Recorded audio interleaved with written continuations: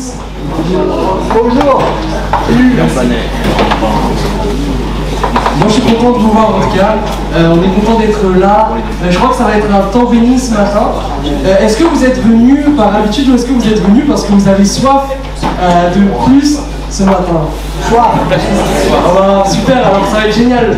Si vous avez soif, ça va être super. Alors ce matin, voilà, je veux vraiment les inviter en tant qu'église. On a eu notre semaine, on clôture la semaine.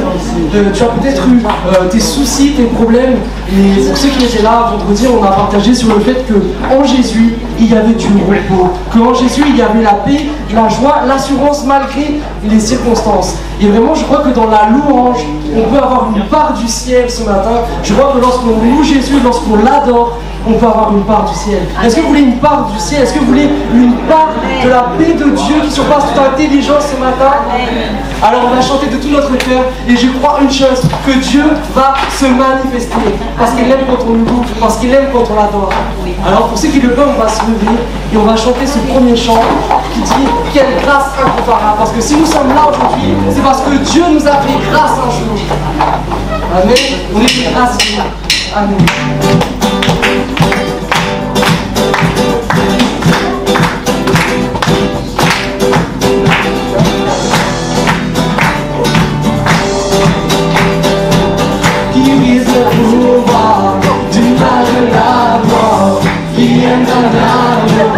Si puissant, si fort, c'est le roi de rois, il est le roi des rois.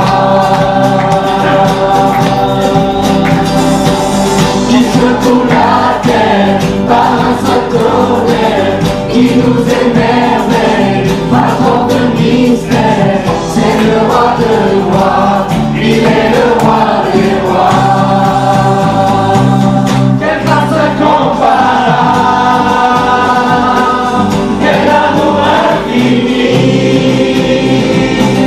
que tu aies pris ma foi, que tu sois mort pour moi, tu as payé le prix pour qu'enfin je sois libre. Oh Jésus, je te chante pour ce que tu as fait. Qui ramène la paix dans la confusion, change les orphelins en fils et en filles, c'est le roi de rois, il est le roi des rois. Qui reste sur les peuples dans la vérité, brille comme le soleil de tout son état, c'est le roi de rois, il est le roi des rois. Quelle grâce incomparable, quel amour infini, que tu aies pris ma croix, que tu sois mort pour moi, tu as payé le prix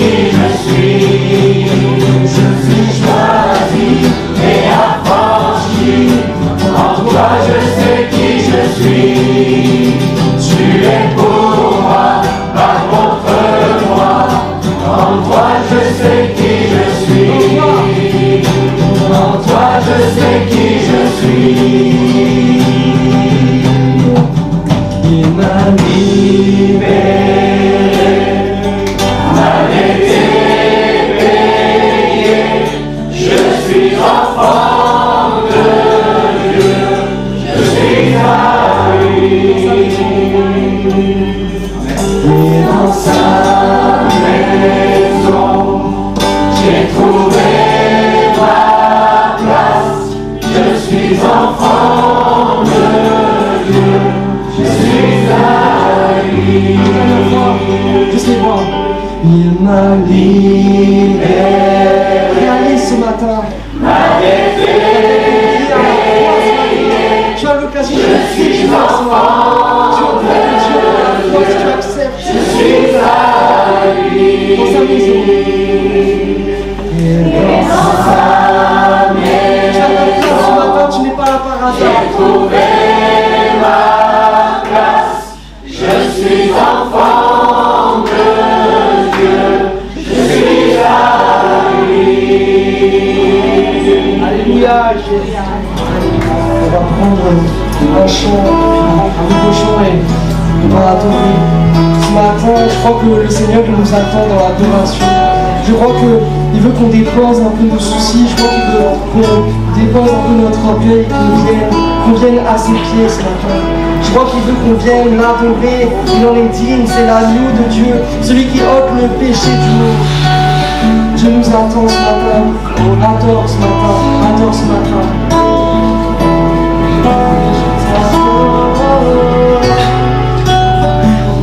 Remplissons ce lieu de gloire.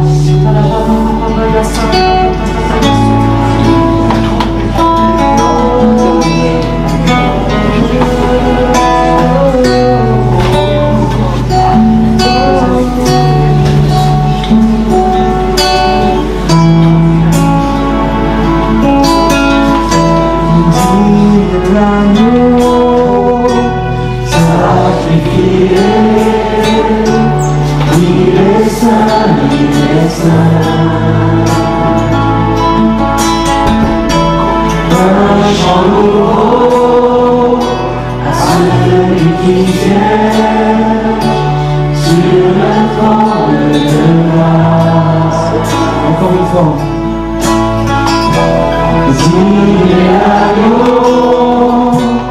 Sacrifié, il est saint, il est saint. Un chant nouveau à celui qui siège sur le trône de gloire. Saint, grand roi saint, et le Seigneur tout-puissant, qui revient. Je chante avec la création, louange au roi des rois. Oui, tu es tout pour moi, et je veux t'adorer.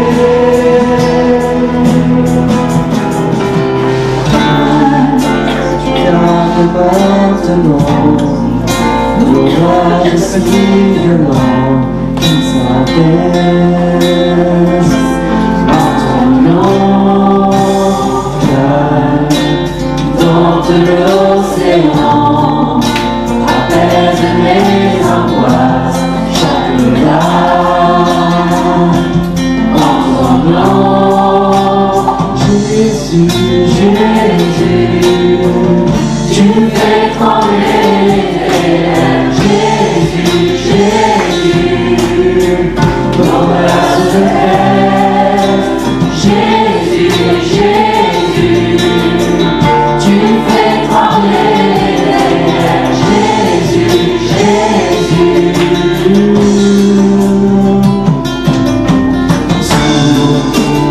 Cause he's over me. Merci pour moi. Je t'adore, Jésus, Jésus, tu fais trembler les terres. Jésus, Jésus, pourquoi se taire? Jésus, Jésus, tu fais trembler les terres. Jésus, Jésus.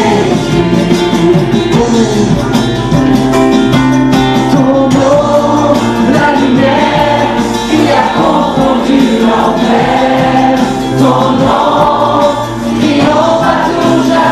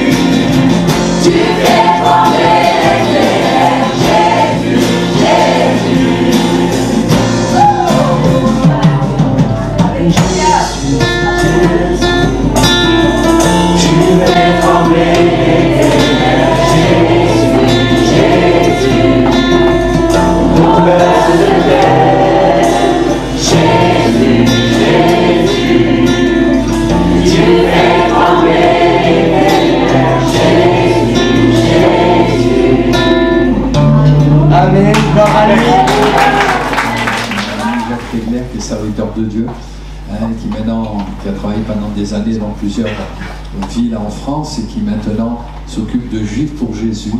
Et c'est lui qui va nous apporter justement cet enseignement sur Israël pour toute cette journée, et ça nous fera beaucoup de bien. On va lui laisser toute la place. Et il est avec nous ce matin, il y aura un premier enseignement. Et cet après-midi à 16h, eh bien, nous aurons également notre enseignement sur l'évangélisation du peuple juif. Que Dieu bénisse sa parole, son serviteur, notre frère Jacques.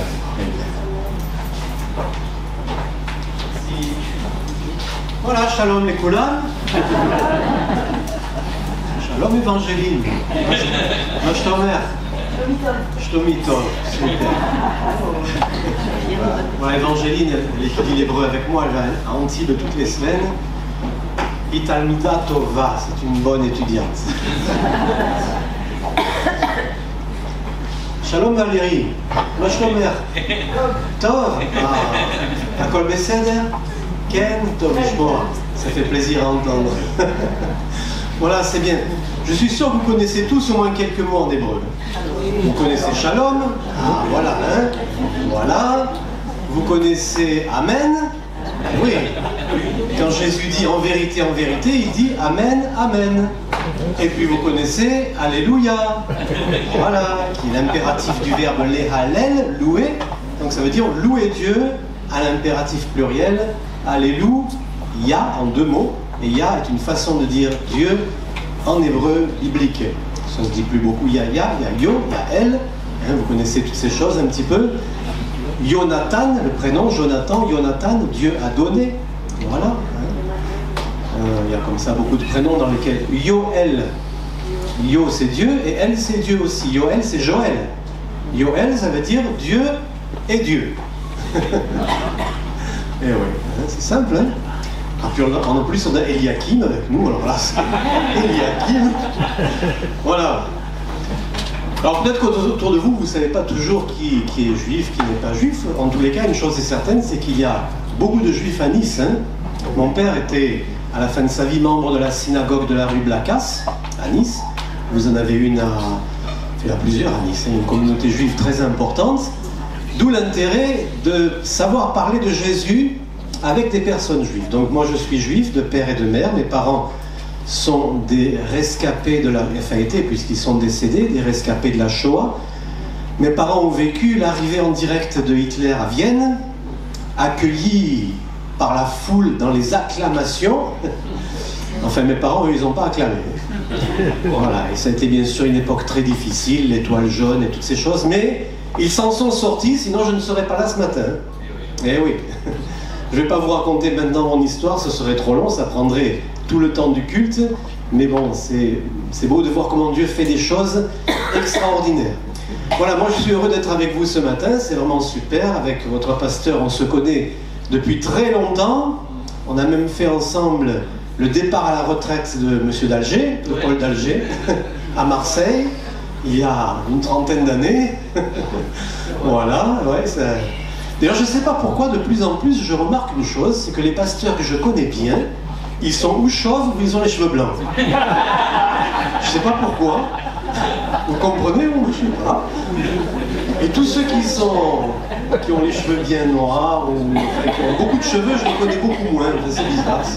Je ne comprends pas. Quand je vais au congrès de tous les pasteurs, tous ceux que je connais bien, ben, ils ne sont pas jeunes. Et je n'ai pas compris pourquoi. Voilà. Alors, ce matin, on va parler, je vais essayer de vous expliquer un petit peu ce qu'est le peuple juif, et cet après-midi, nous parlerons des difficultés que l'on peut rencontrer, mais aussi de ce qu'il faut faire pour parler avec sagesse de Jésus, de Yeshua, au peuple juif. En France, il y a une organisation essentiellement qui s'appelle JPJ, Juifs pour Jésus, dont le siège est à Paris. Et nous sommes quelques-uns, nous sommes en fait que 5 missionnaires pour toute la France, 4 hommes, 1 femme, parce qu'il faut être pasteur ou au moins ancien dans une assemblée, et puis avoir des capacités d'enseignement, et être juif au moins du côté du père ou de la mère, moi je suis des deux côtés, pour faire partie donc de cette équipe de Juifs pour Jésus. Et la bonne nouvelle, c'est que grâce à Dieu ça marche, et l'équipe à Paris, alors je suis le seul à ne pas être sur la région parisienne. D'ailleurs, dimanche dernier, j'étais à Paris, on s'est rencontré toute l'équipe. Sur Paris, ils sont, et c'est une bonne chose, ils sont débordés.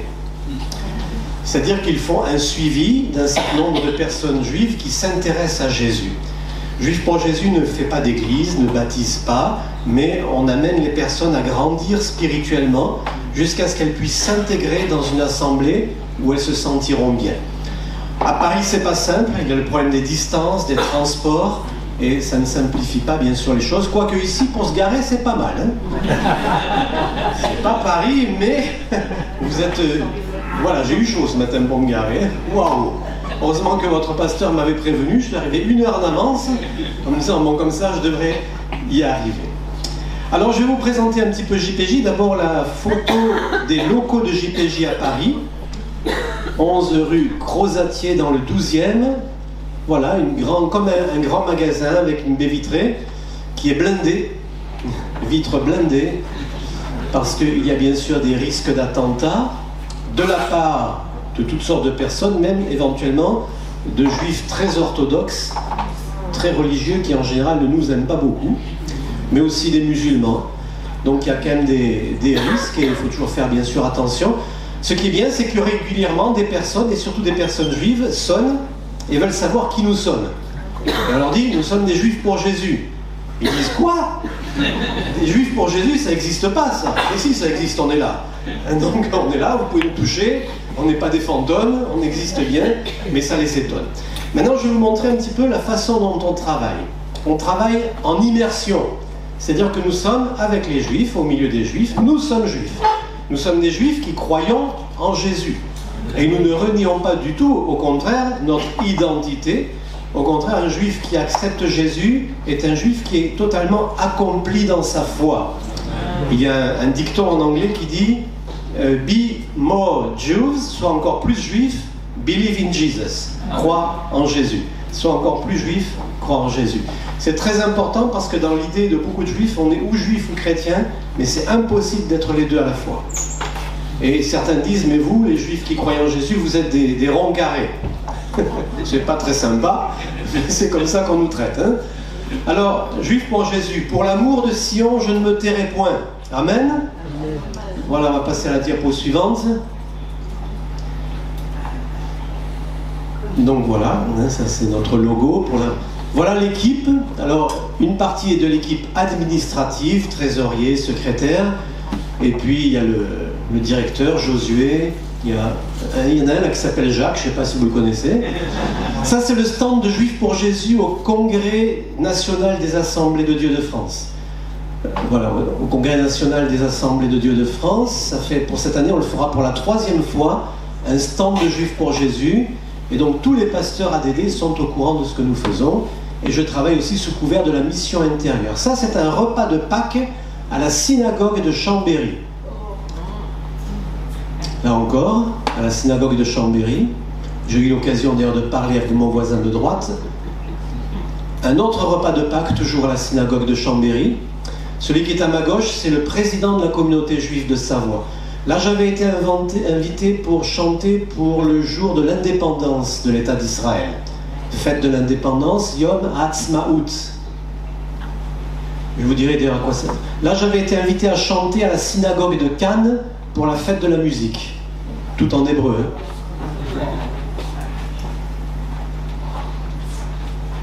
C'est un bel événement. Là, je chante dans une synagogue à Meudon. Ça, c'est la fête de Tou Bishvat. On vient juste de la passer, toujours dans la synagogue de Meudon. Là, c'était l'affiche. Voilà, c'est la fête de la nature en fait, la Tou Bishvat. Hein, c'est la fête de la nature, ça se fête avec des fruits. Ça, c'est l'affiche qui avait été faite pour la synagogue d'Antibes, comme quoi je donnais des cours d'hébreu à la synagogue. Là, je suis à la synagogue d'Antibes et je donne des cours d'hébreu. Ça, c'est un repas de fête à la synagogue d'Antibes. Ça, c'est une fête aussi à la synagogue d'Antibes pour Yom Yerushalayim. Et là, je suis avec monsieur le rabbin d'Antibes. Voilà. Donc, ça vous montre un petit peu, on travaille vraiment avec eux, au milieu d'eux. Hier soir, j'étais à la synagogue. J'y passe des moments très sympathiques. Et en plus, la clôture du Shabbat, donc hier soir, se finit par un petit repas tous ensemble, tous les samedis soirs. C'est très sympa. On appelle ça Seudat Shlishit, troisième repas du Shabbat. Alors ce matin, on va parler un petit peu des spécificités de ce peuple. C'est important d'essayer de connaître un petit peu. Vous savez qu'en France, nous avons la troisième communauté juive la plus importante au monde. Après Israël et les États-Unis, c'est nous qui avons la plus grosse communauté juive en France. Ils étaient environ 1 million il y a une vingtaine d'années, il en reste la moitié.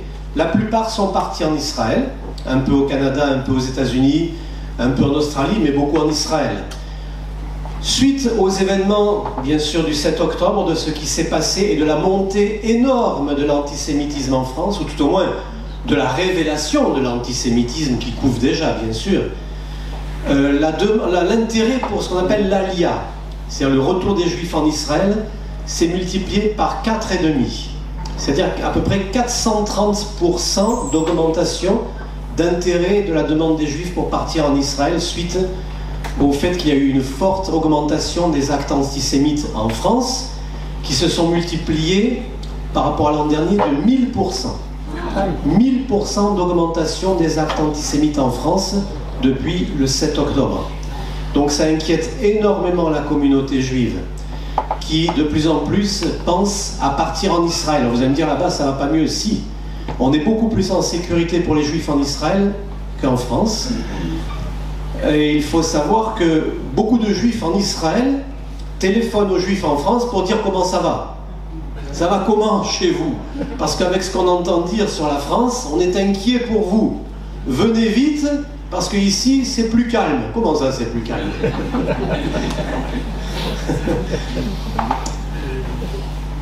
Alors, pour connaître un petit peu le peuple juif, parce que c'est vraiment un peuple à part. Il faut savoir que c'est un peuple qui a déjà conscience d'être différent des autres de par son origine, de par son histoire, une histoire mouvementée.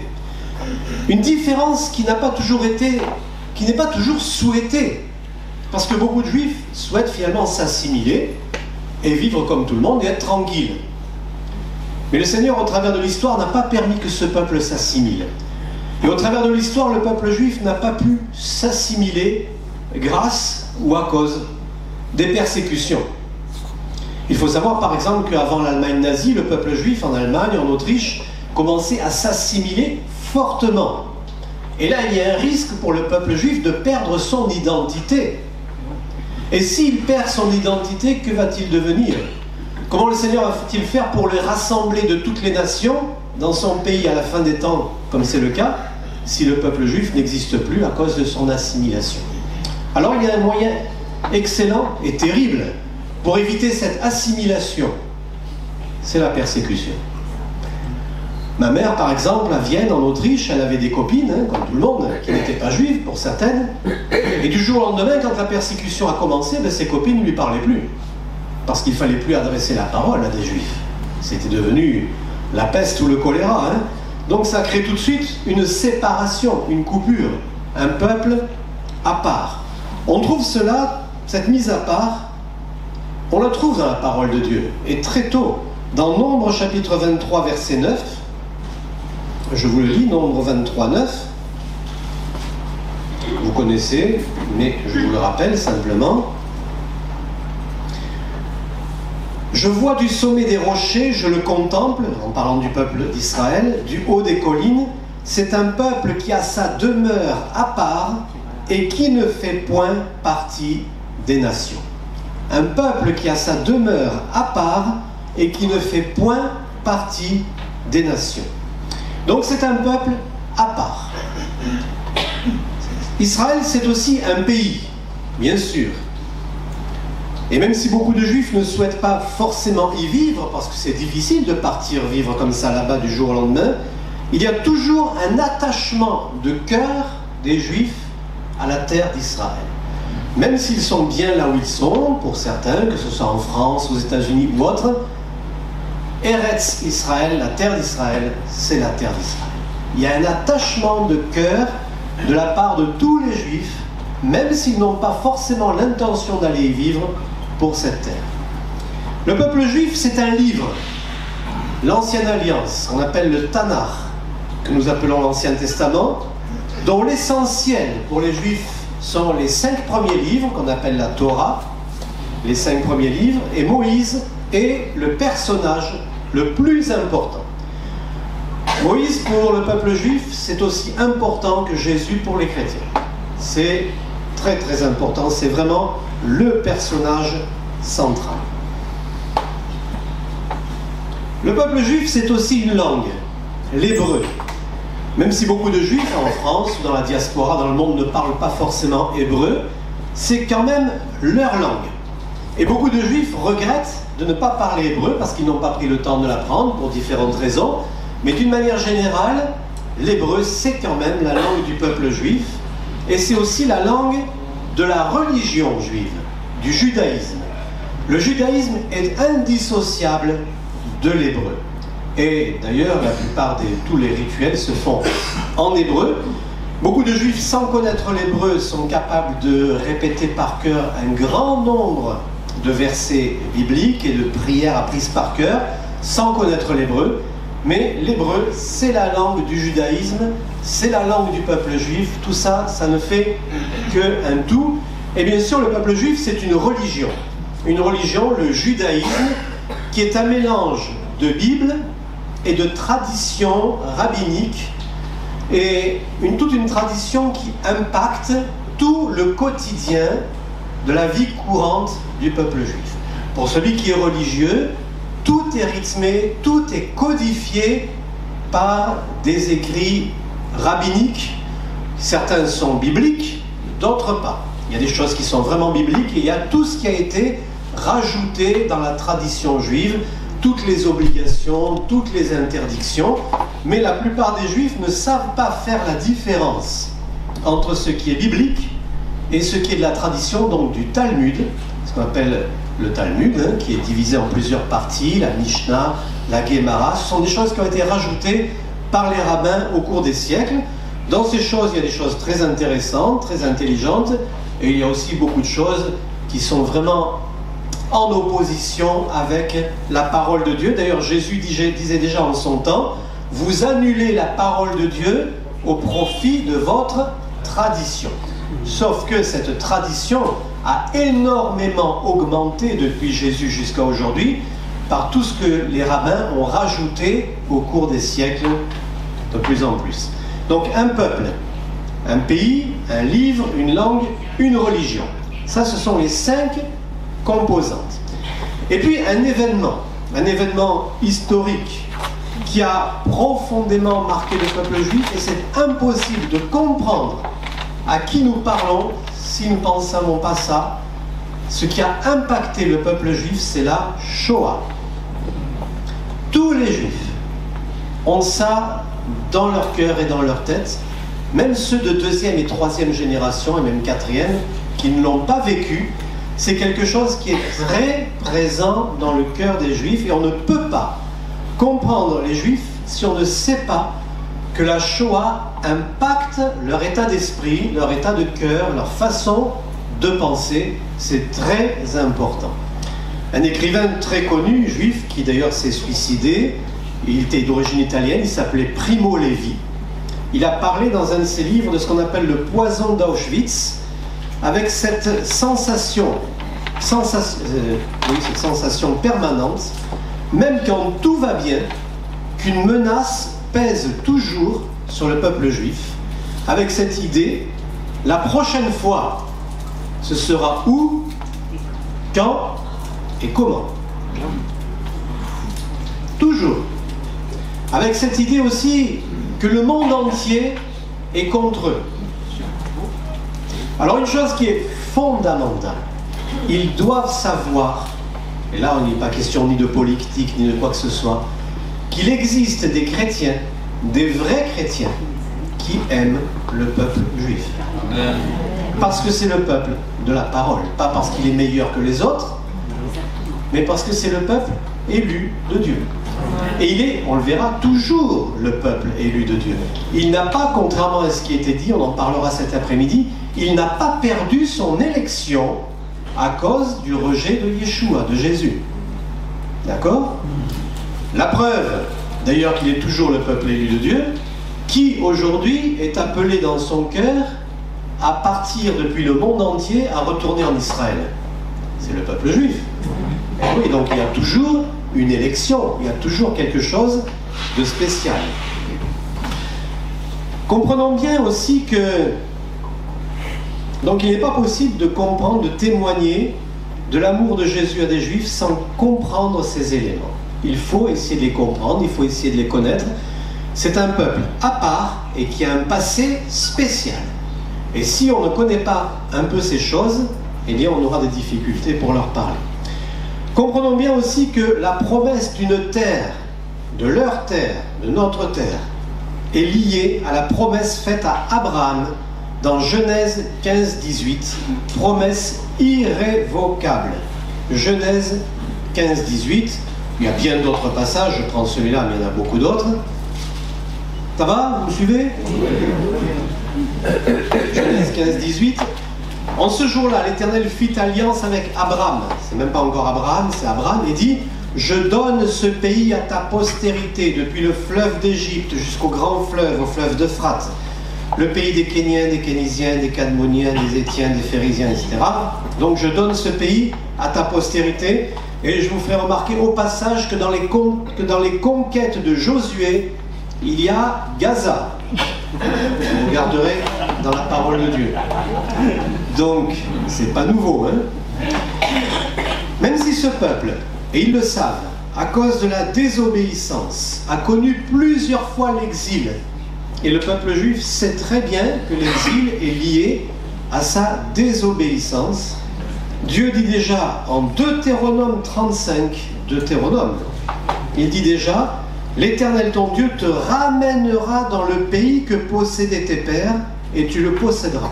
Vous vous rendez compte, dans le Deutéronome, Dieu dit déjà, il te ramènera. Ça veut dire qu'avant de te ramener, il faut déjà te faire partir. Dans Deutéronome, alors qu'on est loin, loin, loin des siècles avant le premier exil de Babylone, Dieu dit déjà: l'Éternel ton Dieu te ramènera dans le pays que possédaient tes pères, et tu le posséderas. L'Alia, enfin le retour des Juifs de l'Ukraine et de la Russie avait beaucoup baissé les dernières années. Et voilà qu'avec la guerre, ça reprend très fort. Beaucoup de Juifs l'année dernière ont commencé à rentrer d'Ukraine en Israël à cause de la guerre, et beaucoup de Juifs de Russie veulent rentrer en Israël parce qu'ils ne veulent pas être embarqués dans l'armée. Et oui. Comme quoi, vous savez, quand Dieu veut accomplir ses prophéties, il trouve le moyen.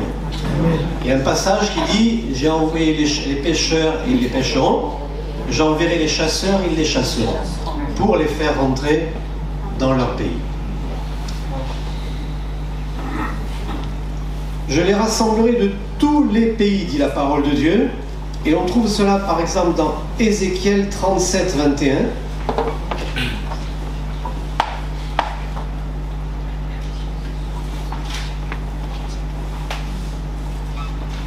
Alors, il y a énormément de versets bibliques qui nous parlent du rassemblement du peuple juif sur sa terre.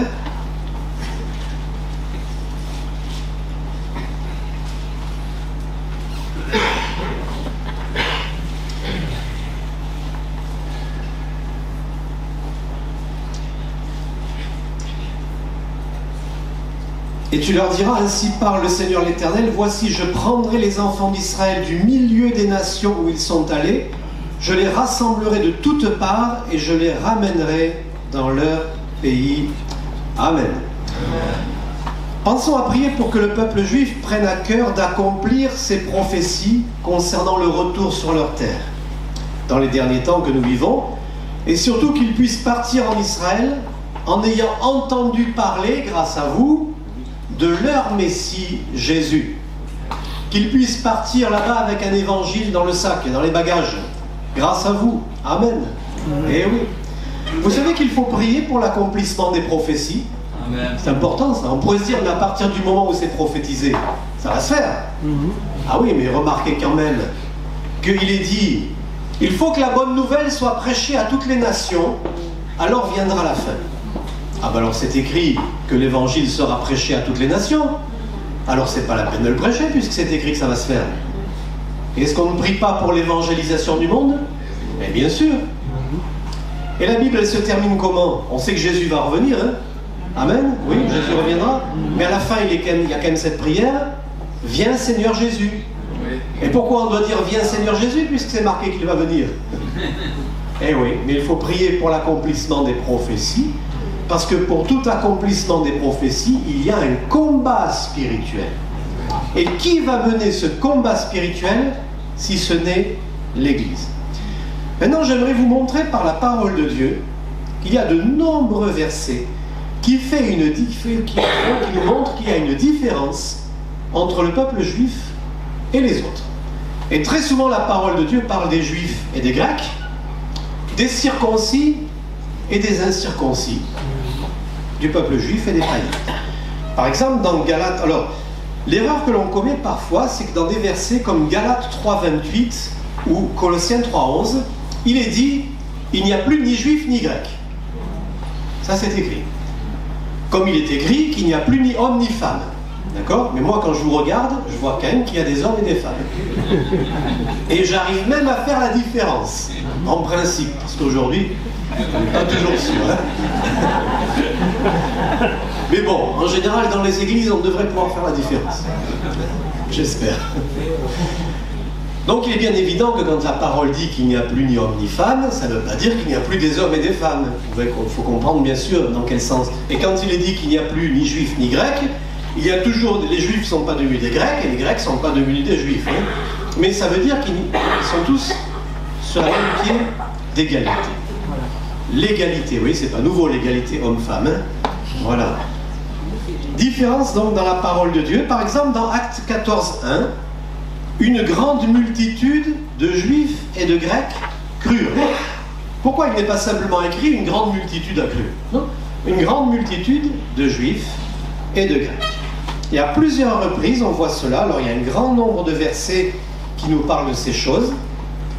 On va un petit peu les voir. Alors, par exemple, Actes 3:25. On va voir donc un certain nombre de versets qui nous montrent qu'il y a vraiment une différence entre le peuple juif et le peuple et les autres, les Grecs, les païens, les incirconcis. C'est pas une insulte, hein, païen. C'est pas une insulte, c'est pas une insulte. Hein. Acte 3:25. Vous êtes les fils des prophètes et de l'alliance que Dieu a traitée avec nos pères en disant à Abraham, toutes les familles de la terre seront bénies en ta postérité. C'est à vous, premièrement, que Dieu, ayant suscité son serviteur, l'a envoyé pour vous bénir en détournant chacun de vous de ses iniquités. C'est à vous, premièrement, que Dieu a envoyé. D'ailleurs, Jésus dira lui-même, « Je n'ai été envoyé qu'aux brebis perdues de la maison d'Israël. » Et il dira à ses disciples, « N'allez que vers les brebis perdues de la maison d'Israël. » Acte 18:4. Alors comprenez bien, ce n'est pas une histoire de préférence, de supériorité, mais une histoire de priorité. Vous connaissez la priorité à droite? Ben oui. Si la voiture qui arrive à votre droite a la priorité, elle n'est pas meilleure que vous. Peut-être que vous avez une très belle voiture et qu'à droite il arrive une vieille voiture toute rouillée, elle a quand même priorité parce qu'elle arrive à droite. Voilà, c'est comme ça, c'est la règle. Acte 18:4. Paul discourait dans la synagogue chaque sabbat, il persuadait des juifs et des grecs. Acte 20:21. Annonçant aux juifs et aux grecs la repentance envers Dieu et la foi en notre Seigneur Jésus-Christ. Vous voyez, il n'est pas dit enseignant à tous, ça pourrait, bien sûr, mais enseignant aux juifs et aux grecs. On va voir Romains chapitre 9, verset 24.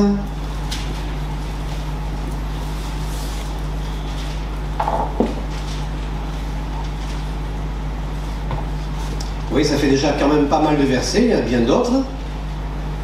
Ainsi, il nous a appelés non seulement d'entre les Juifs, mais encore d'entre les païens. J'aurai encore d'autres versets à vous montrer, mais maintenant j'aimerais vous montrer quelque chose d'assez intéressant. C'est comment l'apôtre Paul lui-même a travaillé. Et vous savez bien sûr que l'apôtre Paul, c'était vraiment le spécialiste. Il a été élevé au pied, comme on dit, de Gamaliel, qui était le summum de l'époque. Gamaliel, c'était le summum, en tant que maître du judaïsme de l'époque. Donc Paul a été à la meilleure époque, à la meilleure école du judaïsme de son époque. Voici ce qu'il dit dans 1 Corinthiens, chapitre 9, et là c'est très important ce passage pour nous aujourd'hui. 1 Corinthiens, chapitre 9, et verset 19. Voici ce que l'apôtre Paul dit. « Car bien que je sois libre à l'égard de tous, je me suis rendu le serviteur de tous afin de gagner le plus grand nombre. Avec les Juifs, j'ai été comme Juif afin de gagner les Juifs. Avec ceux qui sont sous la loi, donc les Juifs, comme sous la loi, quoique je ne sois pas moi-même sous la loi, afin de gagner ceux qui sont sous la loi. » Ça veut dire que l'apôtre Paul adopte une attitude particulière vis-à-vis des Juifs. Il se présente comme étant sous la loi, bien que n'étant pas dans son cœur sous la loi, mais sous la grâce. Et il dit avec ceux qui sont sans loi, donc les autres, les païens, les non-juifs, comme sans loi, quoique je ne sois point sous la loi de Dieu, étant sous la loi de Christ, afin de gagner ceux qui sont sans loi. Ça veut dire que l'apôtre Paul va adapter sa façon d'évangéliser selon qu'il ait affaire à des juifs ou des non-juifs. Il ne joue pas le caméléon, il n'est pas hypocrite, mais il dit qu'il y a deux façons d'évangéliser. Il y a les juifs et il y a les autres. En langage de missiologie, dans le langage de l'action, de la mission en général, pas seulement mission JPJ, on parle de ce qu'on appelle la contextualisation de l'évangile. C'est-à-dire qu'on ne parle pas, on ne présente pas l'évangile, même si c'est toujours le même, de la même façon, selon le public auquel nous avons affaire. Et il est très important pour les missionnaires d'étudier avant de partir le public auquel ils vont avoir affaire, afin d'adapter leur mode d'évangélisation au contexte dans lequel ils vont se trouver. Et si vous voulez pouvoir parler de Jésus à des Juifs, il faut contextualiser, c'est-à-dire qu'il faut savoir à qui vous avez affaire. En général, vous ne le savez pas, mais vous avez été, entre guillemets, formés pour parler de Jésus à des gens qui croient être chrétiens et qui ne le sont pas. Parce que 9 fois sur 10, ou même plus que cela, vous parlez de Jésus à des gens qui pensent être chrétiens et ne le sont pas. Et vous devez leur prouver qu'ils croyaient être chrétiens alors qu'ils n'ont jamais accepté Jésus comme leur sauveur. D'où le problème, par exemple, du baptême des bébés, où vous devez leur expliquer que le baptême des bébés n'est pas valable, du fait qu'il faut croire d'abord et être baptisé ensuite.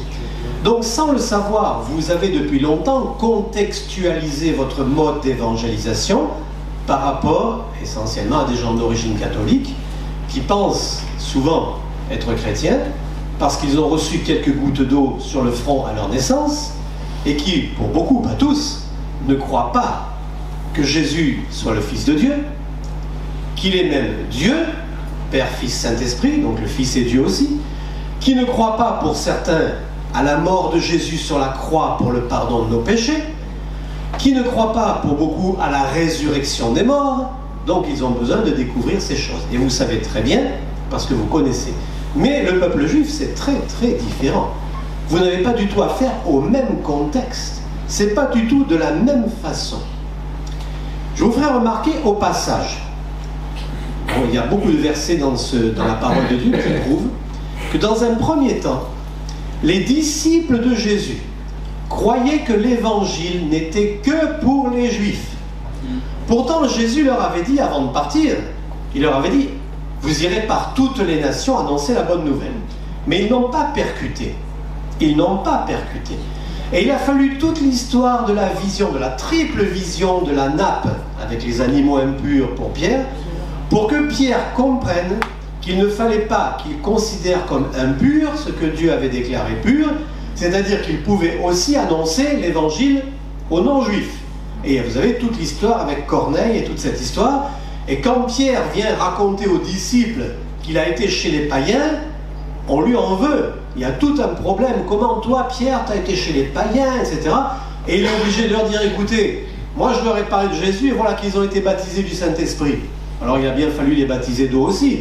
Mais ça a créé un gros problème au début pour l'apôtre Pierre. Donc je le disais, on ne parle pas donc à un juif comme ça de Jésus sans connaître un petit peu de quoi il en retourne. Il faut connaître, comme je disais déjà, le passé de la Shoah. Ce qui va être très important, fondamental, c'est de créer d'abord des liens d'amitié. On crée d'abord des liens d'amitié. Les Juifs ont tellement l'habitude d'être haïs, mal aimés.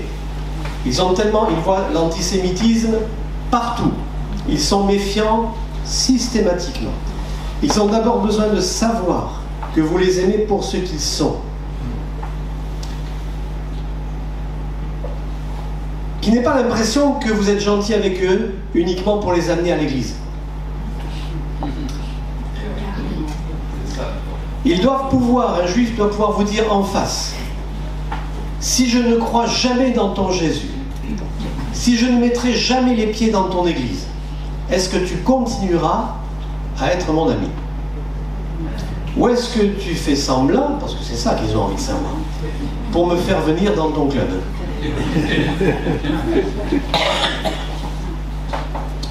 Donc créer des liens amicaux sincères.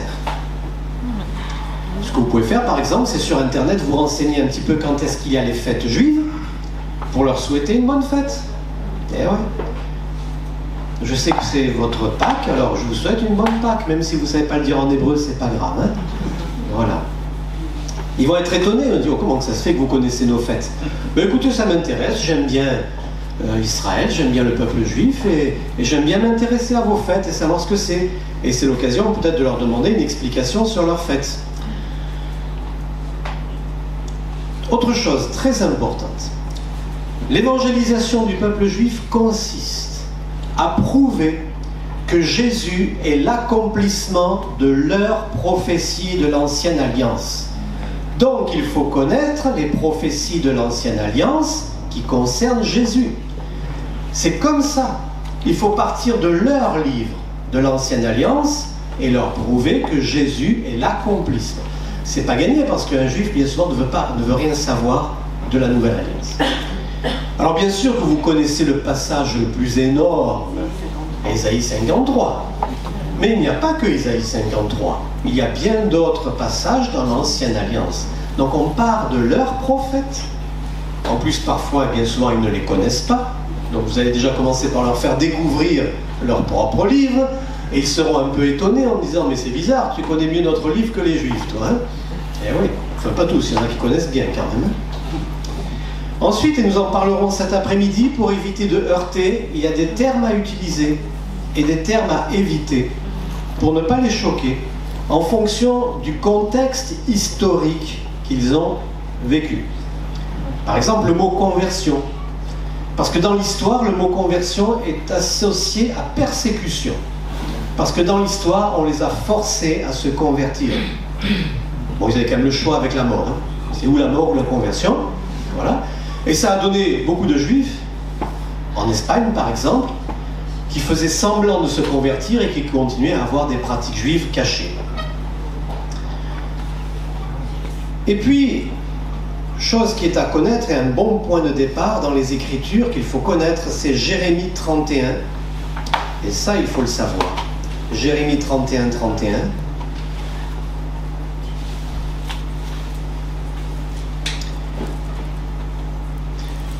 Pour le peuple juif, il y a une alliance. C'est celle avec Moïse. Il n'y en aura pas d'autre. La parole de Dieu, c'est la parole qui a été donnée à Moïse. Un point, c'est tout. Et on n'y revient pas. Sauf que, dans leur livre, Jérémie 31, 31, « Voici les jours viennent, dit l'Éternel, où je ferai avec la maison d'Israël et la maison de Juda une alliance nouvelle. Non comme l'alliance que je traitais avec leur père, le jour où je les saisis par la main pour les faire sortir du pays d'Égypte. » Donc c'est l'alliance avec Moïse. Alliance qu'ils ont violée, quoique je sois leur maître, dit l'Éternel. Mais voici l'alliance que je ferai avec la maison d'Israël. Après ces jours, dit l'Éternel, je mettrai ma loi au dedans d'eux, donc pas sur des tables de pierre, mais à l'intérieur. Je l'écrirai dans leur cœur, et je serai leur Dieu, et ils seront mon peuple, etc. Donc ici, vous pouvez prouver, d'après l'Ancienne Alliance, que Dieu parle déjà d'une alliance qui rendra caduque l'alliance avec Moïse, et il y aura une nouvelle alliance. Donc ce n'est pas non plus quelque chose qui leur est étranger. Sauf que bien sûr, beaucoup pensent que cette nouvelle alliance aura lieu au retour la venue du Messie, qui est pour nous le retour. De même, en ce qui concerne Ésaïe 53, alors c'est un peu bizarre parce que ça nous semble curieux pour nous, les Juifs qui ont étudié pensent que les souffrances décrites dans Ésaïe 53 représentent les souffrances du peuple d'Israël. Parce qu'il est question du serviteur souffrant. Et dans la parole de Dieu, il est question de Israël mon serviteur, Jacob mon serviteur. Donc il croit que ces souffrances concernent le peuple d'Israël. Sauf que, évidemment, il n'a jamais été question que les souffrances du peuple d'Israël apportent le pardon des péchés aux autres nations. Or, il est bien question de quelqu'un, d'une personne et pas d'un peuple, qui souffre pour apporter le pardon des péchés aux autres. Mais c'est bien quand même de savoir un petit peu comment il voit les choses. Maintenant, j'aimerais vous donner, avant de terminer, quand même 3 bonnes nouvelles. Parce que même si l'évangélisation du peuple juif, c'est difficile, il y a des bonnes nouvelles. Il est écrit, une partie d'Israël est tombée dans l'endurcissement. Mais ça, c'est une bonne nouvelle. Parce que ça veut dire qu'une partie n'est pas tombée dans l'endurcissement. Amen. Ça veut dire que c'est pas tout le monde. Une partie n'est pas tombée dans l'endurcissement. Et surtout, n'allons pas penser que, parce que c'est le peuple élu de Dieu, qu'ils sont sauvés sans la foi en Jésus. Et n'allons pas penser non plus que la foi en Jésus va forcément leur tomber du ciel sans que l'Église n'ait rien à faire pour cela. Comment croiront-ils en celui dont ils n'ont pas entendu parler? Et comment en entendront-ils parler si personne ne prêche? Eh oui. Alors bien sûr qu'il peut y avoir une action miraculeuse de l'Esprit, mais ça n'empêche pas l'Église de faire son travail. Autre bonne nouvelle, ils seront exaucés parce que, il est dit, si leur mise à l'écart a été la réconciliation du monde, leur mise à l'écart, pas leur élimination, leur mise à l'écart temporaire, a été la réconciliation du monde, c'est-à-dire la possibilité d'annoncer le salut au monde entier. Est-ce que vous savez que le salut est annoncé au monde entier grâce au fait qu'il y a eu un rejet temporaire? Que sera leur réintégration, donc du peuple juif, dans la foi en Yeshua, sinon le passage de la mort à la vie? Ça, c'est Romains 11, 15. C'est une bonne nouvelle, ça. Il y aura leur réintégration. Il y a eu une mise à l'écart temporaire. Troisième bonne nouvelle, Romains 11, 12. Ils se convertiront tous. Amen. Sans que j'ai rien à faire. J'ai juste à les regarder. Non. Il y aura un peu de travail quand même. D'ailleurs, quand il est écrit dans Ésaïe 41, ça vous concerne. Consolez mon peuple.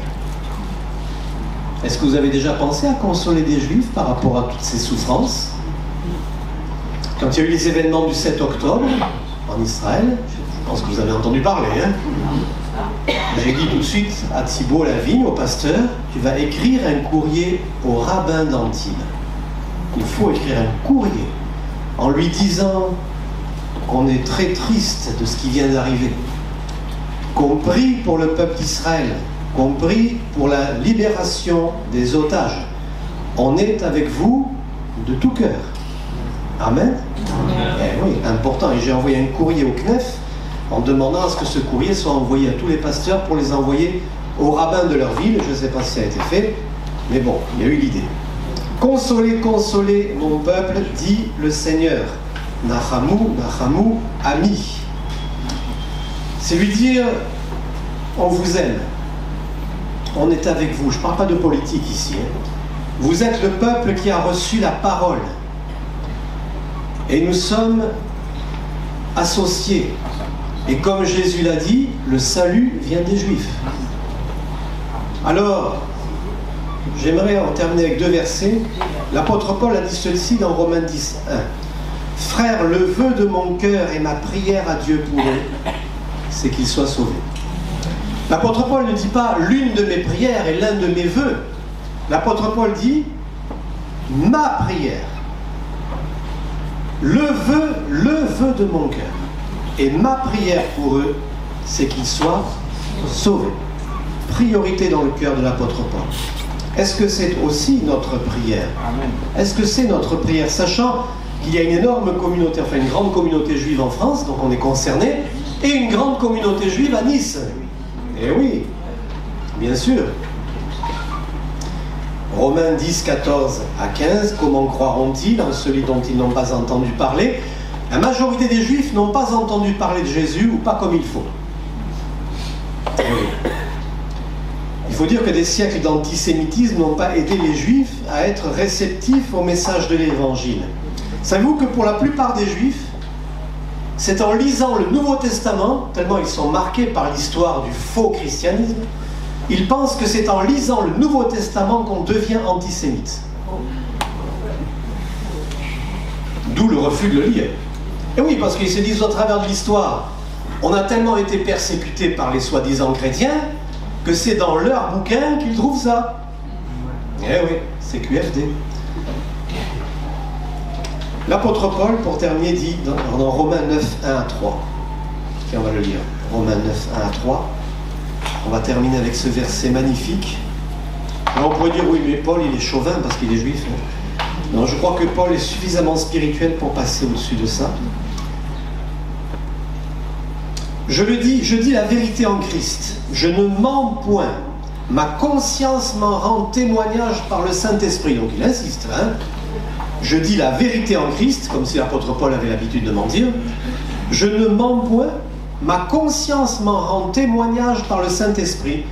J'éprouve une grande tristesse et j'ai dans le cœur un chagrin continuel. Eh ben, car je voudrais moi-même être anathème et séparé de Christ pour mes frères, mes parents selon la chair. Amen. J'ai dans le cœur une tristesse et un chagrin continuel en pensant, dit Paul, à son peuple, le peuple d'Israël, à cause bien sûr de son incrédulité. Il y a quand même quelque chose de fort là. Est-ce qu'il n'y a pas une invitation quand même, parce que Paul nous dit ça, mais ça nous concerne, il parle à une église là, hein. Il parle aux Romains, à l'église des chrétiens à Rome, et il leur dit ça. Est-ce que ce n'est pas un appel à nous tous d'avoir dans notre cœur une tristesse pour ce peuple qui a eu la révélation, dont sont issus les prophètes, la parole, et dont nous sommes quand même les héritiers, les bénéficiaires. Et même, je dirais, c'est grâce, entre guillemets, à leur chute que le monde a été sauvé, enfin que le monde peut être sauvé. C'est écrit dans la parole. Alors, je ne dis pas qu'on doit en arriver, parce que ça me semble difficile, à avoir un chagrin continuel. Mais entre avoir un chagrin continuel et ne pas s'en occuper du tout, il y a quand même un juste milieu à trouver. Je pense que nous sommes concernés. Et je crois même que nous sommes passés peut-être à côté de quelque chose là. Et que nous n'avons peut-être pas compris l'importance du peuple juif qui est au milieu de nous, que nous fréquentons peut-être sans le savoir. Bon, si vous avez un docteur qui s'appelle Jacob Israël, en principe, il n'y a pas de problème, vous savez. Salomon, il est juif. Voilà. Ce que vous pouvez faire tout simplement, c'est prier pour que le Seigneur mette sur votre route, et ça va marcher, une personne juive, peut-être un voisin. Seigneur, j'aimerais que tu me fasses connaître une personne juive. Peut-être que vous la connaissez déjà et que vous ne savez pas. Vous savez que la plupart des Juifs aujourd'hui ne font pas savoir parce qu'ils ont peur. Ils ont peur de votre réaction. Ils ont peur de vous. Ils ont peur comment vous allez les regarder après. Et oui, parce qu'ils ne savent pas. Et ils doivent savoir. ils doivent savoir qu'il y a un peuple chrétien évangélique qui aime Israël, qui aime le peuple juif. C'est pas toujours évident. Vous savez, il y a une dame qui est venue me voir dimanche dernier, à l'église à Antibes. Une dame est venue me voir, mais vous savez, ça fait quelques années que je viens ici, et j'ai grandi comme ça, j'ai été antisémite, mais depuis que je vous connais, ça va mieux. C'est ce qu'elle m'a dit. J'aurais préféré qu'elle dise grâce au Saint-Esprit, grâce à la parole de Dieu, elle dit grâce à moi. Bon, pourquoi pas, c'est mieux que rien. Mais ça prouve, vous voyez, que des fois, même dans l'église, il peut y avoir des idées héritées d'une éducation, héritées des informations que vous entendez. Alors là, il y aurait beaucoup à dire sur ce que vous entendez à la télévision, selon ce que vous regardez. Mais nous, on n'est pas là pour ça. Le salut vient des Juifs. La parole de Dieu, vous savez. Alors ça surprend beaucoup les Juifs. S'ils veulent bien regarder un Nouveau Testament, ils voient que le début, l'évangile de Matthieu, commence par une généalogie qui va de Abraham jusqu'à Jésus. Et là, ils disent, mais qu'est-ce que c'est? C'est notre histoire, ça. Ben oui, c'est votre histoire, mais je ne savais pas que le Nouveau Testament, ça nous concernait. Ben oui, ça vous concerne. Et le Nouveau Testament, c'est un livre écrit par les Juifs, pour les Juifs en priorité. Et les autres aussi, bien sûr. Et là, tout de suite, un Juif découvre, il dit, mais qu'est-ce qu'elle fait, la généalogie des Juifs, dans votre livre? Parce qu'il pense que le Nouveau Testament, c'est le livre des chrétiens, et l'Ancien Testament, c'est le livre des Juifs. Et entre les deux, rien à voir. Sauf que quand on ouvre la première page du Nouveau Testament, ça parle que des Juifs. Eh oui, ça parle pas du pape. Hein. Vous ouvrez Matthieu chapitre 1, il n'y a pas la liste des papes depuis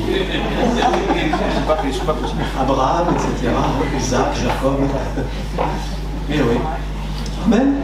Voilà, donc cet après-midi, on va parler plus particulièrement de l'évangélisation du peuple juif, avec toutes sortes de choses qui sont bonnes à connaître, mais rien ne remplacera jamais le fait de les aimer. Voilà. Et j'aimerais vous encourager en vous disant qu'aujourd'hui, 80% des Juifs qui croient en Jésus grâce à un chrétien. Et seulement 20% par rapport à un Juif qui croit en Jésus. Bon, il faut dire que la proportion n'est pas la même, puisque les Juifs qui croient en Jésus, nous sommes très minoritaires par rapport aux non-Juifs.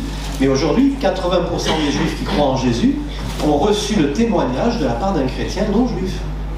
Donc ça marche. Amen. Ça va?